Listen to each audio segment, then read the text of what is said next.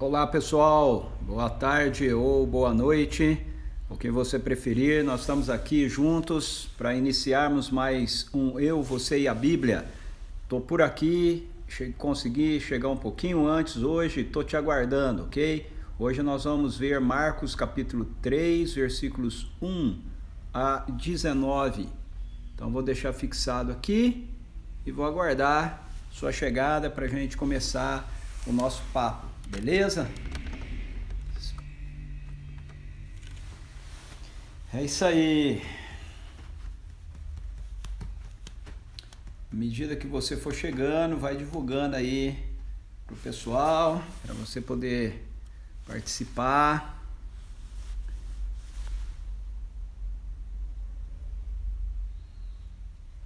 Olha aí, ó. Eu vou enviar aqui para algumas pessoas.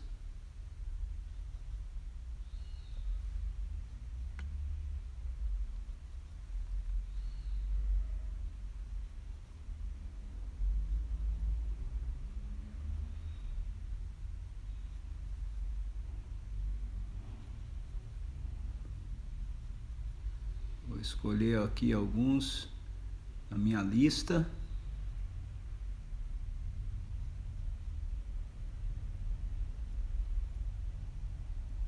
Que não costumam entrar.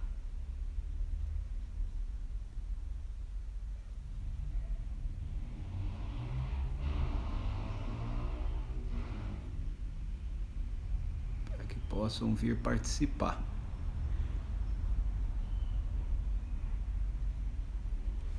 Só alguns aqui. Muito bem. E aí, quem que entrou por aqui? Vamos ver. Olá, Arnaldo. Tudo bom, meu querido? E aí, tá em casa ou tá no trânsito ainda? Olá, Andréia, bem-vinda. Olá, Nelson. Muito bom, Nelson, ver você aí com a gente, hein? Tem conseguido estar sempre conosco, muito bom. Olá, Marcos Miraca, tudo bom? Fala, Serginho, beleza, brother? Que legal ter você aqui. Ai, ai. Vamos lá, povo.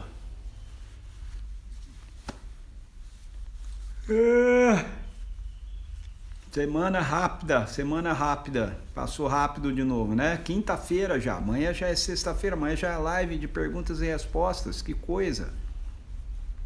Olá, Brígida. Bem-vinda.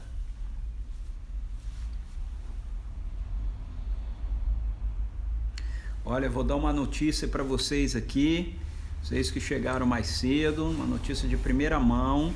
Ok? Nós vamos ter uma palestra super joia no dia 30 de agosto agora, às 19 horas, é um domingo, ok? Sendo ministrada por um dos médicos da nossa comunidade, um querido irmão chamado Dr. Carlos. Ele é de uma experiência enorme e nós vamos tratar nessa palestra, né? Nessa live aí que vai acontecer através do nosso YouTube, ok? Sobre como manter a saúde emocional nesse tempo de isolamento. Então eu tenho certeza que você conhece muitas pessoas que estão passando por um momento de ansiedade, de angústia, às vezes até de síndrome de pânico. Então essa é uma palestra muito legal para você convidar, uma live muito joia para você convidar seus amigos, seus parentes, seus conhecidos para participarem e você também, tá bom? Vai ser dia 30 de agosto, último domingo de agosto, tá certo? De manhã nós vamos ter o nosso encontro normalmente, nossa igreja em casa, mas aí nós vamos ter essa live acontecendo, essa palestra do Dr. Carlos acontecendo no domingo, dia 30 à noite. Então, esteja participando com a gente, logo vai sair aí a divulgação, ajude a gente a divulgar, ok? Mande para todos os seus contatos, para a gente ter um tempo bem bacana com o Carlos. Quem conhece o Carlos sabe que ele é um cara muito competente, né? Além de ser um discípulo de Jesus muito comprometido. Então, nos ajude aí nessa divulgação, tá bom? Olá, Lucinha, bem-vinda Ana Kelly. Se as meninas estiverem com você aí, mande um beijo para elas. Olá, Ilse e Saulo, bem-vindos. E aí, Ilse, conseguiu resolver o problema do seu celular? Fala, Toninho. Olá, Élida, com Desperta Débora Nacional aqui. Olá, Cristina, bem-vinda. Muito bom ter cada um de vocês aqui. A gente vai dar uns minutinhos a mais, né? Como a gente sempre faz. Eu não sei como é que tá chegando a live aí para você. Aqui para mim parece que tá dando umas travadinhas. Espero que não atrapalhe você, né? Aí de usufruir daquilo que a gente vai ficar compartilhando hoje, tá bom? Grande abraço, Dinha. Beleza. Então logo nós vamos estar aí, ó, com a divulgação dessa live, com essa palestra especial do Dr. Carlos, certo? Como manter a saúde emocional em tempos de isolamento. Então nos ajude a divulgar, participe, assista, mande para os seus contatos, ok? Tenho certeza que vai ser muito especial.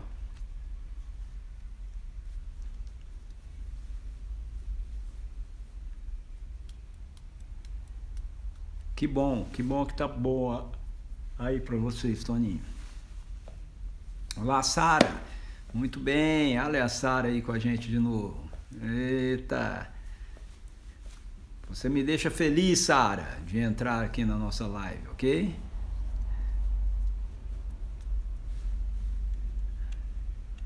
Muito bom ter você aí com a gente. Ei, Serginho, cadê tua mãe? Ela tá assistindo aí com você?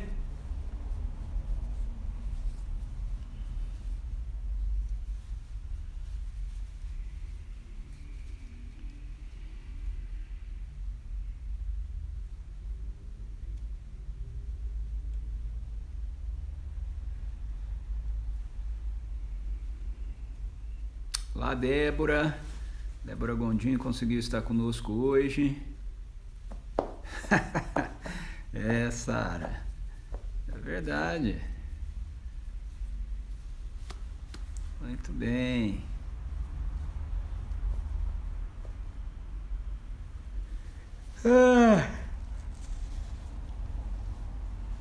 Tô cansado. Vocês estão cansados ou não? Vamos ver o tempo aqui. Mais um minuto, ok? Mais um minuto, a gente ora e a gente começa. Quem que entrou agora aqui? Cíntia. Olá, Cíntia. Bem-vinda.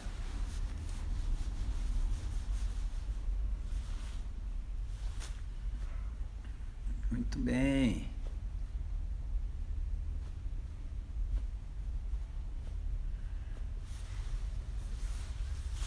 Viram aí, né? O que nós vamos trabalhar hoje? Marcos. Ana Cruz. Olá, Ana. Bem-vinda também. Hoje nós vamos trabalhar com o texto de Marcos 3, 1 a 19, ok? Vamos iniciar o capítulo 3, mas nós não vamos abordá-lo todo. Como eu fiz o capítulo 2, nós vamos fazer em duas partes, tá bom?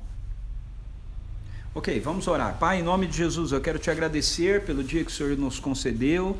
Quero te agradecer pela oportunidade de estarmos todos juntos aqui nesse momento, aqueles que estão podendo participar dessa live ao vivo, daqueles, ó Senhor, que vão ver depois a gravação da mesma, que o Senhor ministre a todos nós, ó Senhor, com a sua graça e com o seu poder. Eu oro, Deus, em nome de Jesus, para que o poder desse vírus, ó Senhor, seja destruído por Ti, ó Pai. Ele não tem mais autoridade nem mais poder do que Jesus. Jesus tem toda a autoridade, todo o poder. Nós sabemos que com uma única palavra dele, esse vírus é desfeito, Senhor Deus, do nosso mundo.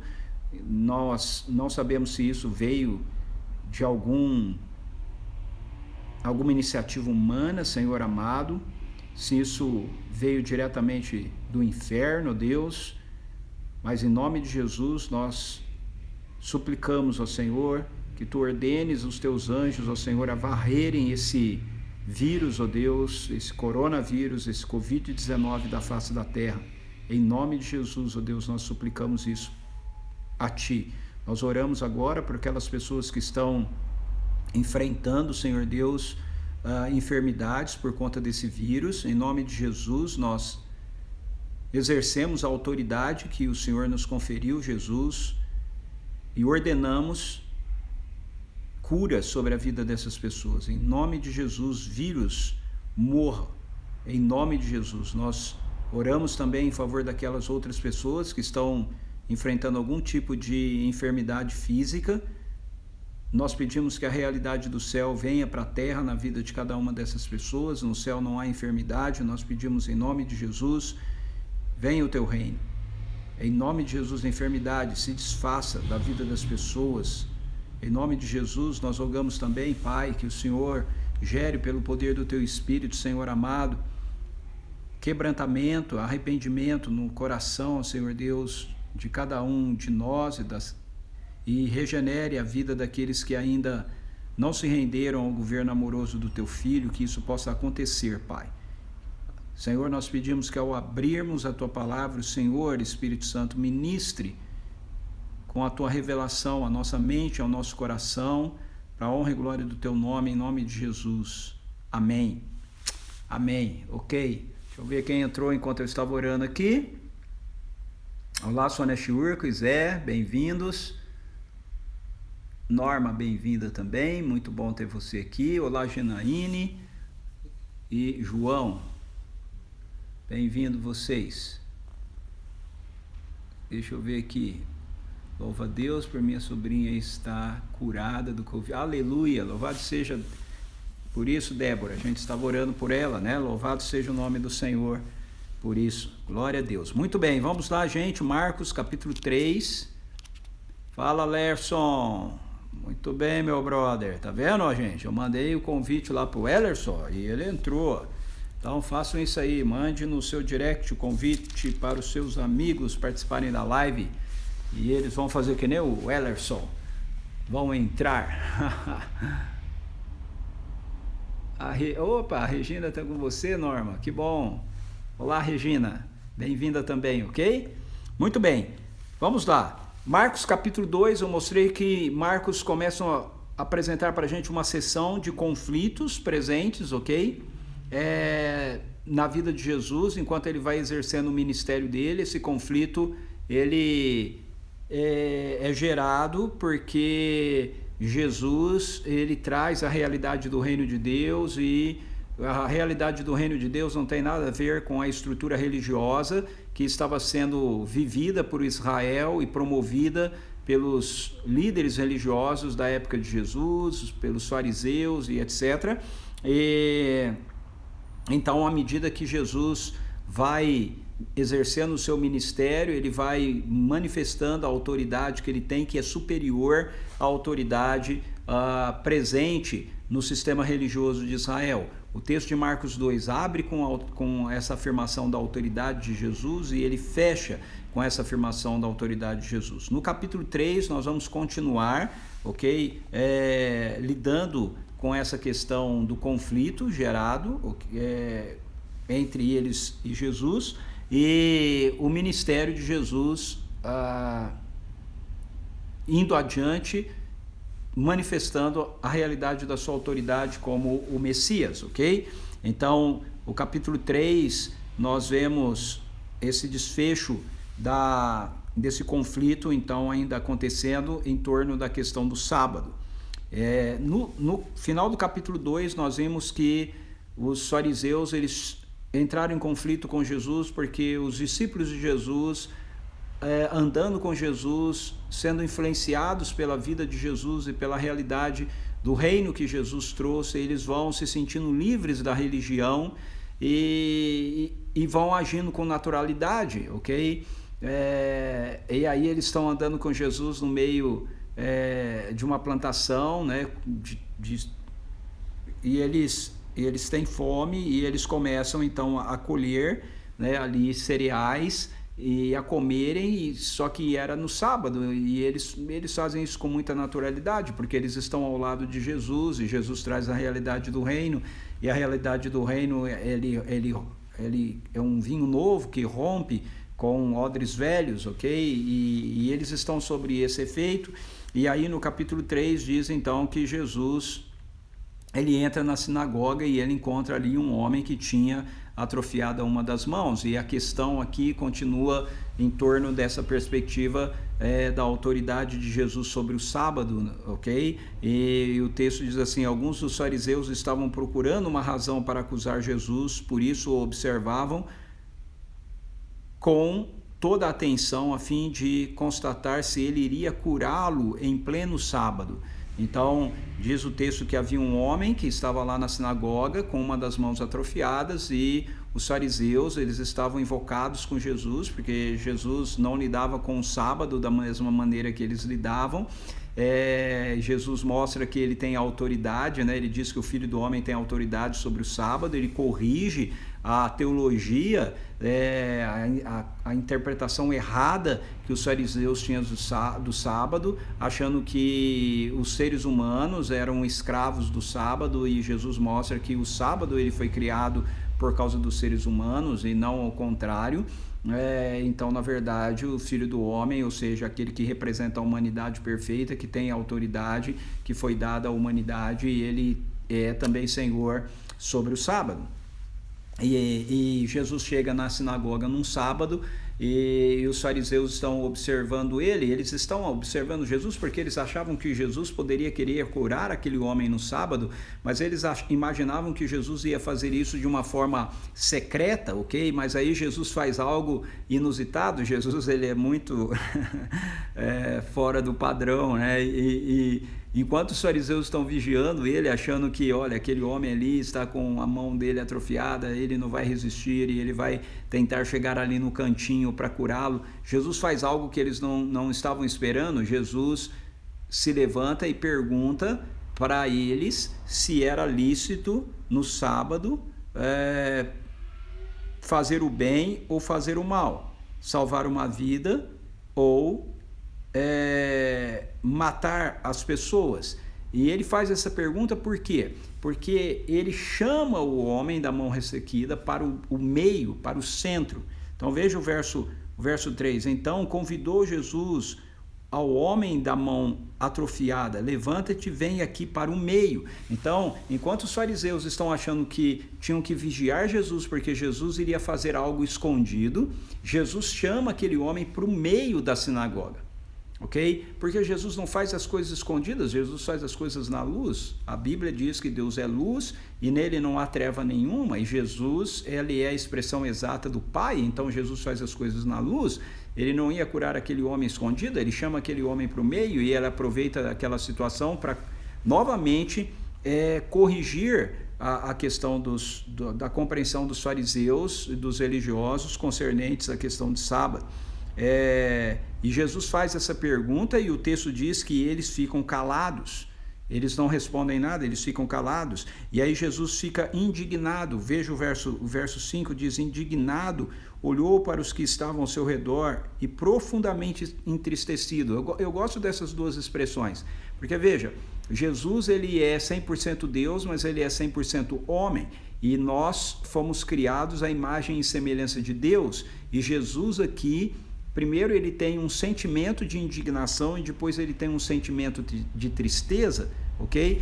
O que mostra que, para mim e para você, que nós, como seguidores de Jesus, nós podemos ficar indignados com determinadas coisas e nós podemos ficar tristes com determinadas coisas.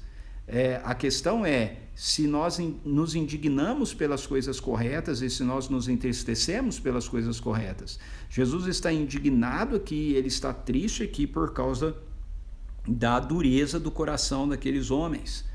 Eles eram insensíveis à necessidade, ao sofrimento, à dor daquele homem com aquela mão atrofiada. E aí o texto diz que Jesus mandou o homem então estender a sua mão, e quando ele estendeu a mão, ela foi curada, ela foi restaurada.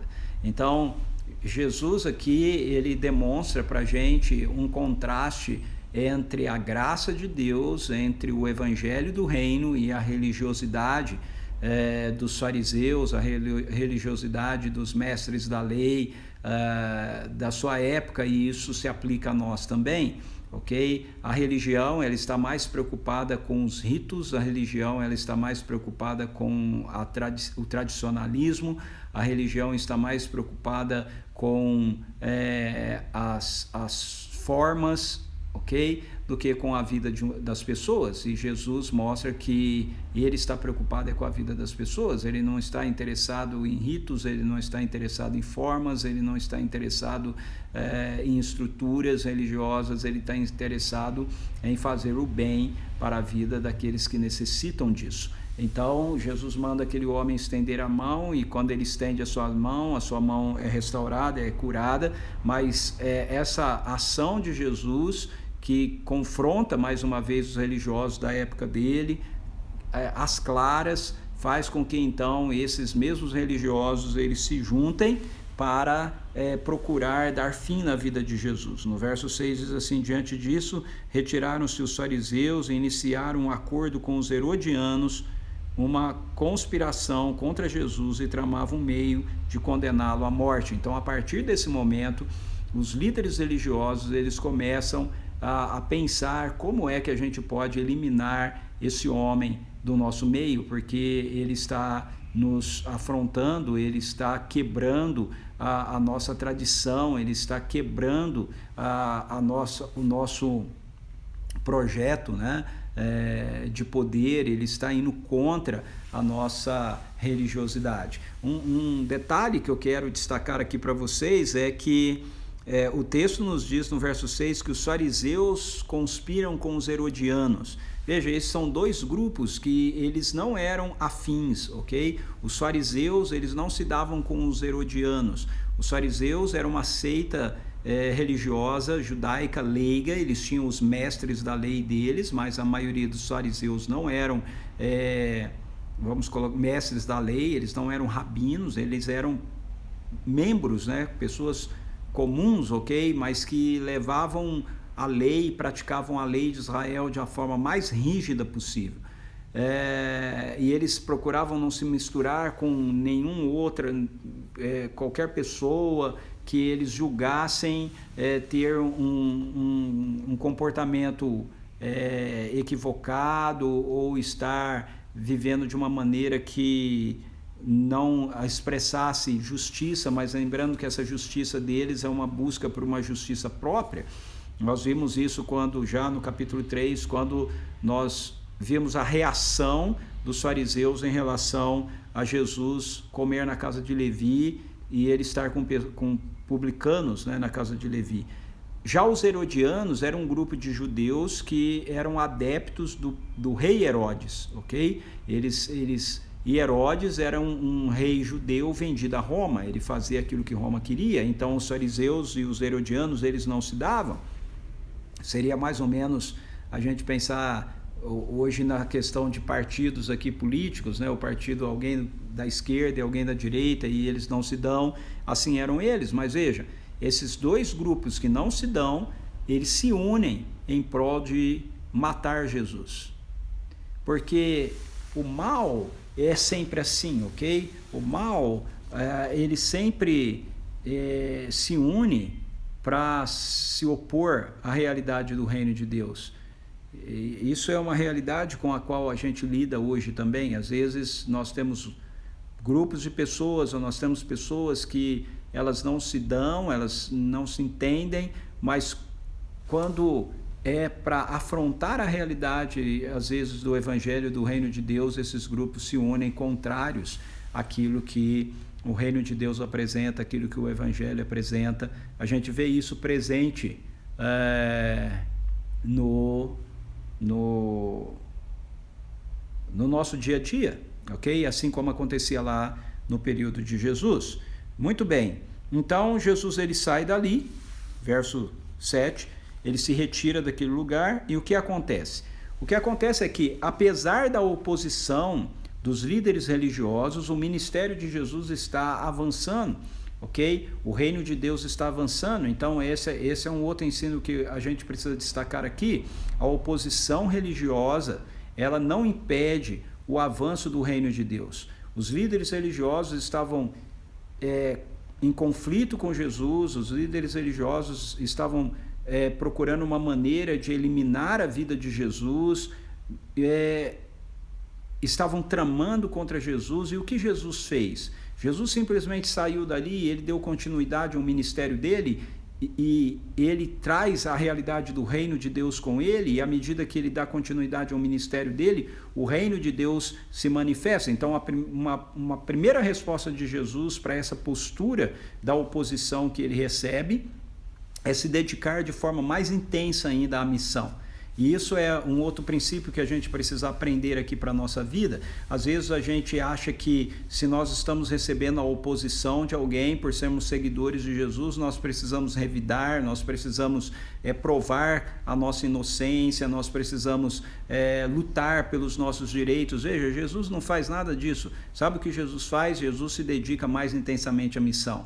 Então é isso que nós deveríamos fazer também. Essa é a resposta que nós devemos dar também. Quando, como discípulos, pessoalmente ou como igreja, nós temos algum tipo de oposição ao governo de Jesus exercido na nossa vida, ao reino de Deus que nós estamos manifestando, a gente não deveria perder o nosso tempo tentando provar que nós estamos certos, tentando provar que nós estamos corretos, tentando defender os nossos direitos. Não, a gente deve dedicar com mais afinco e mais atenção ainda à missão. É o que Jesus faz aqui nos versos 7 até o verso 12, nós vemos isso, diz assim: Jesus retirou-se com os seus discípulos e foi na direção do mar, e uma numerosa multidão vinda da Galiléia o seguia.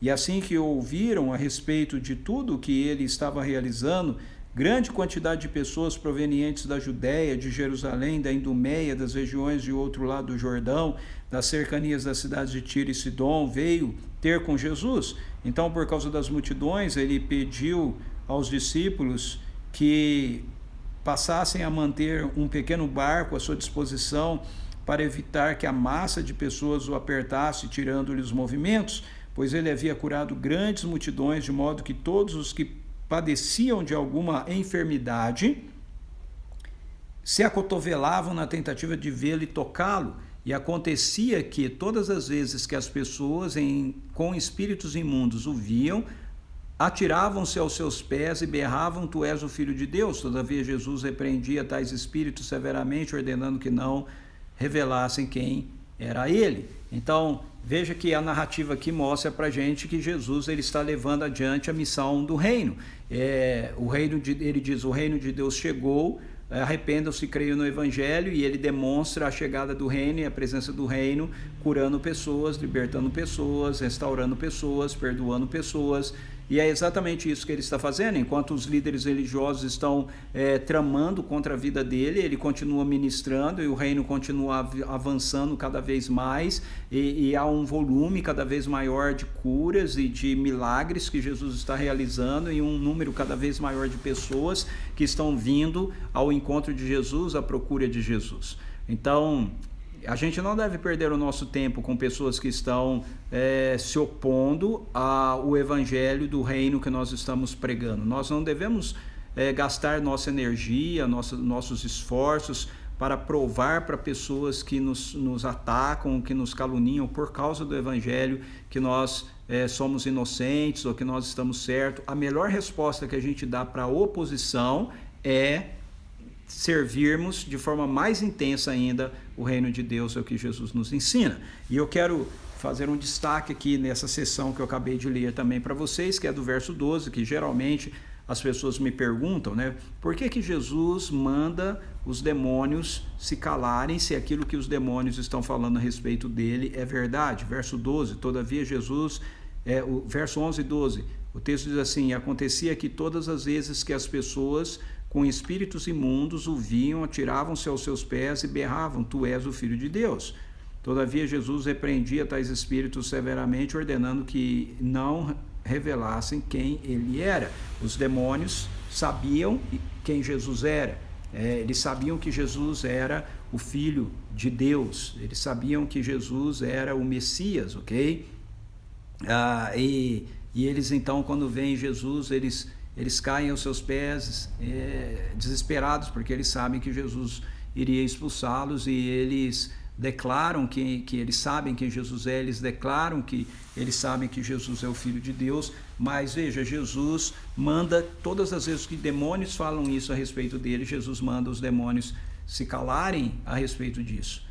Por quê? Porque Jesus não aceita a confissão de demônios, ok? Jesus aceita a nossa confissão, a confissão de homens e mulheres que se rebelaram e se arrependem e o reconhecem como Filho de Deus, como Senhor e Salvador. Ele não aceita a confissão de demônios. E uma das razões que eu acredito que Jesus não aceita a confissão de demônios sobre quem ele é, porque os demônios são mentirosos, e embora eles estejam falando a verdade nesse ponto, se ele aceitasse aquilo que eles estavam falando, ele poderia abrir o precedente para que as pessoas, os demônios falassem outras coisas que não fossem verdadeiras e confundissem as pessoas e as pessoas acreditassem naquilo que eles estavam falando. Isso é uma percepção minha, ok?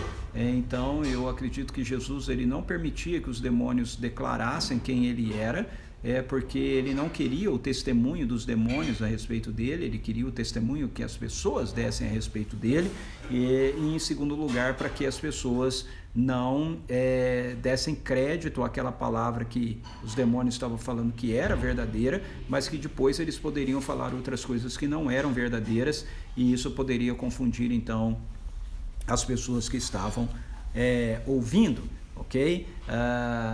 Então a primeira forma que Jesus responde à oposição que ele está recebendo dos líderes religiosos é que ele se dedica de forma mais intensa ainda à manifestação da realidade do reino de Deus. Mas tem uma segunda maneira que Jesus responde também aos líderes religiosos, que nós encontramos dos versos 13 a 19, que é, na estrutura do Evangelho de Marcos, Jesus levantar os seus líderes, ok?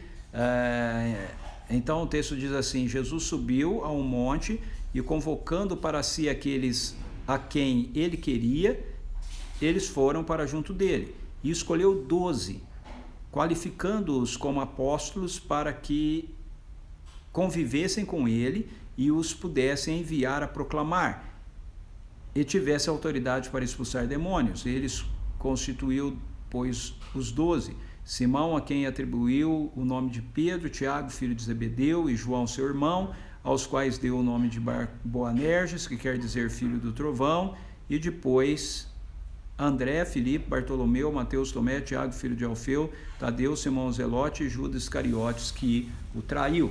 Então, veja, a primeira maneira que Jesus responde traz a oposição, né, dos religiosos, é que ele intensifica a manifestação do reino, a proclamação do reino de Deus. Mas aí o texto nos diz que Jesus, ele faz uma outra coisa.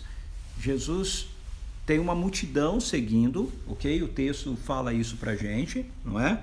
Então uma multidão, então vinda, olha só. Então grande quantidade de pessoas, verso 8 diz isso: grande quantidade de pessoas provenientes da Judéia, Jerusalém, Idumeia, das regiões do outro lado do Jordão, das cercanias da cidade do Tiro e de Sidom, né, vinham até ele. E aí o texto diz: então, por causa das multidões, então Jesus tinha multidões, muitas pessoas vindo a ele, andando com ele, seguindo. E aí o verso 13 diz que Jesus subiu ao monte e convocou para si aqueles a quem ele queria. Então vamos entender aqui a estrutura, o processo, o que está acontecendo. Você tem uma multidão andando com Jesus, seguindo Jesus, se acotovelando, querendo se aproximar dele, querendo tocar nele, porque Jesus curava as pessoas, né? Você tem lá pessoas possessas sendo libertas, sendo expulsas, ok?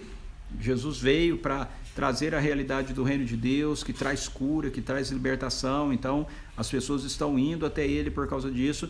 E aí, num determinado momento, diz que ele sobe no monte e dessa multidão ele chama para junto de si, ou seja, ele chama para estar no monte junto com ele um grupo de pessoas. Esse grupo de pessoas constitui-se num grupo de discípulos de Jesus, de seguidores de Jesus, não apenas pessoas que estão ali fazendo parte da multidão, porque precisam ser curadas ou libertas, ok? Jesus faz isso pelas pessoas, né? Mas esse grupo que ele chama para junto de si é um grupo que já o está reconhecendo, pelo menos como um rabino. Não necessariamente eles entendem ainda quem Jesus é, que ele é o Deus encarnado, ou o Filho de Deus, ou o Messias, mas eles o reconhecem como um mestre. E Jesus os chama, então, para junto dele. E aí, desse grupo, então você tem uma multidão, tente imaginar isso, uma multidão, dessa multidão Jesus chama um grupo para junto dele. O texto não nos diz quantas pessoas são nesse grupo, mas ele chama um grupo para junto dele. E esse grupo vem. E aí desse grupo que veio para junto dele, que eu entendo que eram um grupo de seguidores, um grupo de discípulos, desse grupo Jesus seleciona 12. Então certamente esse grupo era mais que 12. Porque desse grupo ele escolhe 12. Então o verso 14, e escolheu 12. Então desse grupo ele escolhe 12. Então você tem uma multidão, da multidão Jesus tira um grupo menor, e desse grupo menor ele escolhe 12 pessoas. Pergunta, por que Jesus não escolheu 11? Por que ele não escolheu 10? Por que ele não escolheu 13? Ou por que ele não escolheu 14? Por que ele escolheu 12? Ele escolheu 12 porque 12 é o número das tribos de Israel, ok? As tribos de Israel eram formadas por 12 tribos, 12 patriarcas. Então Jesus escolhe 12 discípulos, porque ele está com isso representando aqui todo Israel. Ele está representando as tribos de Israel.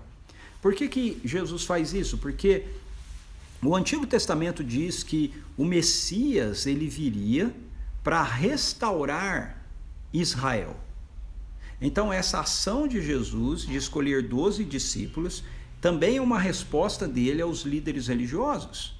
Ele está dizendo para os líderes religiosos, vocês não estarão mais na liderança da nação de Israel. Vocês não estarão mais na liderança do povo de Deus. Eu estou restaurando o povo de Deus. Eu estou levantando o remanescente fiel de Israel. E ele começa fazendo isso, juntando esses 12 discípulos que representam os 12 patriarcas de Israel na nova aliança. Uma vez que a nação de Israel o remanescente fiel é restaurado, e Jesus faz isso na figura desses 12 seguidores, então ele vai abrir a nação de Israel para que ela seja composta por pessoas de outras tribos, línguas, povo e nação, e assim nós vamos ter o que a Bíblia chama de o Israel de Deus, ok? Paulo fala que o verdadeiro Israel de Deus não são os judeus nascidos na carne, mas são aqueles que têm a mesma fé de Abraão. Então, o povo de Deus ele é constituído, ok? Em duas etapas. Uma primeira etapa através da nação de Israel, a nação humana de Israel, que é restaurada no seu remanescente fiel, feito por Jesus através da escolha daqueles 12 apóstolos. Todos eles eram judeus, ok? Então, Apocalipse, nós vamos ver isso domingo agora. Domingo agora eu vou pregar sobre Apocalipse 4 e 5. Apocalipse nos diz que no céu agora, onde está o trono de Deus, há 24 tronos ao lado do trono de Deus, ocupado por 24 anciãos. Quem são esses 24 anciãos? Os 12 patriarcas e os 12 apóstolos, ok? Aqui você tem Judas vai se matar, morrer, e o apóstolo Paulo vai entrar no lugar de Judas. Então você tem lá no céu agora, na sala do trono de Deus, diante do trono do Pai e do Cordeiro, 12 tronos ocupados pelos 12 patriarcas de Israel, representando a antiga aliança, e os 12 patriarcas, que são os 12 apóstolos, que representam a nova aliança, que é o remanescente fiel de Israel. E através disso, Jesus então reúne como parte de um único povo todas as nações da terra. Então Deus não tem dois povos, ele não tem Israel e a igreja, ele tem um único povo, e o povo que ele tem é a igreja, que é o verdadeiro Israel. Ok? Então, quando Jesus faz isso aqui, quando Marcos coloca nesse ponto Jesus chamando os 12, dentro desse contexto de conflito, ele está mostrando que Jesus está chamando um novo Israel. Ele está chamando o remanescente fiel de Israel. Ok? Então, espero que você tenha compreendido isso. Se ficou alguma dúvida, amanhã é dia de você tirar. Tá certo?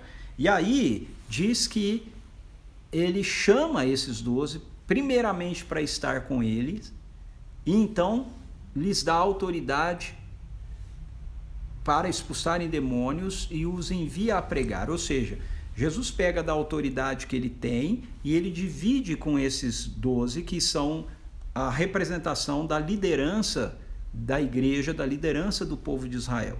Ok? Eles representam aquilo que o povo de Deus vai realizar, aquilo que o povo de Deus vai fazer. E o que é o povo de Deus vai realizar, o que o povo de Deus vai fazer? Aquilo que Jesus está realizando, aquilo que Jesus está fazendo. Então Jesus pega a autoridade que ele tem de proclamar o reino, de libertar pessoas, de curar pessoas, e ele transfere um pouco dessa autoridade para esses 12 e os envia para pregarem e fazer isso. Mas preste atenção na ordem. Primeiro Jesus os chama para estar com ele, e então para os enviar a pregar. Essa ordem é importante, esse mesmo princípio também se aplica a mim e a você, ok? Jesus, ele primeiro quer que a gente esteja com ele, mas se nós estivermos com ele, a consequência disso vai ser que ele vai nos enviar para a missão. Percebe? Você não pode ser enviado para a missão se você não estiver primeiro com Jesus. Então essa ordem é importante. Jesus chamou-os para estarem com ele e para os enviar a pregar, dando-lhes autoridade para expulsar demônios. Então Jesus não quer que você vá para a missão sem primeiro que você esteja com ele. Mas se você estiver com Jesus, ele vai te enviar para a missão. Deu para entender? Não tem como você estar com Jesus sem ele te enviar para a missão. Se você estiver com ele, ele vai te enviar para a missão. Mas se você for para a missão sem estar com ele, você não vai ser bem sucedido. Então a ordem é essa: primeiro a gente precisa estar com ele, ter intimidade com ele, estar com a nossa vida na vida dele, gastar tempo com ele, nos alegrarmos na presença dele, e como consequência disso ele vai dizer: ok, você tem minha autoridade, vai, faça aquilo que eu estou fazendo. Um último ponto que eu quero colocar aqui para a gente hoje diz respeito ao grupo em si, né? E aí aqui diz que ele dá para a gente aqui a descrição, o nome dos 12 que ele convocou e algumas descrições concernentes a eles, ok? E o que eu quero mostrar para você aqui é que Jesus, ele chama um grupo diverso, ele não chama um grupo homogêneo, ele chama um grupo de pessoas heterogêneas para segui-lo. Esse grupo é um grupo muito interessante, porque você tem nesse grupo cobradores de impostos como Mateus, você tem os pescadores como Pedro, Tiago, João, André, você tem aqueles que são bem zelosos como Bartolomeu, ok? Você tem aqueles que são bastante céticos como Tomé, e você tem Simão, que é o zelote. Veja, esses caras estão todos vivendo juntos. Você sabe o que é um zelote conviver com um publicano? Simão era zelote, Mateus era publicano. Mateus era uma pessoa que tinha trabalhado para o Império Romano. Um zelote era um guerrilheiro que lutava contra o Império Romano. E agora Jesus coloca essas duas pessoas juntas, assim como ele coloca os demais juntos. E aí eu queria fechar a nossa live de hoje com essa colocação, não é? Quando Jesus opera na nossa vida, todas as barreiras que nos separam uns dos outros são jogadas por terra. E somente através de Jesus um zelote pode sentar na mesma mesa que um publicano. Vou fazer uma brincadeira, uma piadinha aqui, ok? É somente através de Jesus que um corintiano e um palmeirense são irmãos e são amigos. É brincadeira. Mas você entende? Jesus é fantástico. Jesus é maravilhoso. Jesus quebra todas as nossas barreiras. Então, toda essa conversa que a gente vê na nossa sociedade, de inclusão, de preconceito, né? De não termos preconceito e tudo mais, tudo isso fora de Jesus é uma balela, fora de Jesus é uma mentira. Jesus é o único que pode fazer com que pessoas diferentes não tenham preconceitos umas pelas outras, pessoas diferentes, de raças diferentes, de posição social diferente, lidem um com o outro da mesma forma, pessoas de sexos diferentes, ok? Respeitem-se uns aos outros da mesma maneira. Por isso eu sou tão incisivo quando eu digo que, se você é um seguidor de Jesus, eu sei que tem pessoas que não gostam de mim nisso, né? Não concordam comigo nisso, acham que eu estou errado, mas eu continuo tendo plena convicção de que eu estou certo. Se você é um seguidor de Jesus, você não precisa ser uma seguidora de Jesus, você não precisa ser feminista. Porque Jesus faz aquilo que o feminismo está querendo fazer, só que o feminismo quer fazer sem Jesus. Se você é um seguidor de Jesus, uma seguidora de Jesus, você não precisa ser feminista. Você já vai fazer aquilo, porque Jesus... Então essa história, eu sou cristão e sou feminista, eu sou cristão e sou... Isso é uma besteira. Se você é um seguidor de Jesus, você não precisa estar atrelado a nenhum outro segmento, nenhum outro movimento, porque aquilo que os movimentos propõem, eles não são capazes de fazer. Só Jesus é capaz de colocar 12 homens como esses aqui juntos. Só Jesus é capaz de colocar cada um de nós juntos, um do outro. Por isso também é completamente estranho essa história de uma pessoa se dizer cristão e ele ser racista, ser machista ou qualquer coisa do tipo. Na verdade, uma pessoa que diz que é cristão e é racista ou é machista ou qualquer coisa do tipo, ele é um religioso, ele está mais para um fariseu do que para um seguidor de Jesus. Ok? Então, nossa live de hoje termina por aqui. Deixa eu dar uma passadinha, deixa eu ver aqui com o meu tempo. Opa, ainda tem um tempinho, que bom, que legal. Então deixa eu dar uma passadinha aqui para ver a interação de vocês, ok? Com aquilo que eu estou falando. Nossa, tô chocada. Ei, Sara, você ficou chocada com o quê? Olá, Giovana! Olha só! Que honra! Amém. Ok. Pois é, Cristina, é mais que 12 discípulos, ok? Entre os discípulos, Jesus chamou 12, e aí, esses 12, ele deu o nome de apóstolos. Ok. A Sara tá pegando fogo aí na cabeça. Pois é, Sônia, mas... eu acho que você precisa dar uma olhada aí na sua internet, na sua casa, onde você está ficando, porque o pessoal aqui não está dizendo que está cortando, ok, querida? Acho que não é tanto da minha internet, é mais da sua. Amém, que bom, fico feliz que vocês estão recebendo aí revelação. Olá, Júlio, bem-vindo. Bem-vindo, Rodrigo, também. Ah, não é. Ok, Sara, não é sinônimo, ok? Fariseu é um grupo, certo? Era um grupo de Jesus, na época de Jesus, uma seita de judeus da época de Jesus. Eles tinham os seus mestres da lei, mas nem todo mestre da lei era fariseu, ok? Então não é a mesma coisa não. Beleza? Tá bom, gente? Olha, a nossa live de amanhã é de perguntas e respostas, tá bom? Então pega aí o seu caderninho, dá uma relida aí na Bíblia, Marcos capítulo 1 até 3, veja aí quais as dúvidas que surgirem, e amanhã a interação da nossa live aqui, para acontecer, precisa das suas perguntas para que eu possa então interagir com você, tá bom? Muito bom ter você aqui com a gente, que você tenha uma boa noite de descanso, o seu dia amanhã seja cheio da presença graciosa de Deus, ok? E eu te espero aqui amanhã às 18 horas. Lembrando que a nossa live fica salva aqui no IGTV, do nosso Instagram, da CP Vinhedo, e ela vai também lá para o meu canal no YouTube, Plataforma do Reino, tá bom? Você que entrou e participou a primeira vez com a gente, muito obrigado, bem-vindo. Você que tem participado aí com a gente sempre, divulga a nossa live, ok? Coloca aí na sua rede social, convide as pessoas para estarem conosco, não é? Vamos compartilhar aí do Evangelho de Marcos, daquilo que Jesus faz e revela para a gente, para mais pessoas, tá bom? Deus abençoe você então, um beijo no teu coração e eu fui!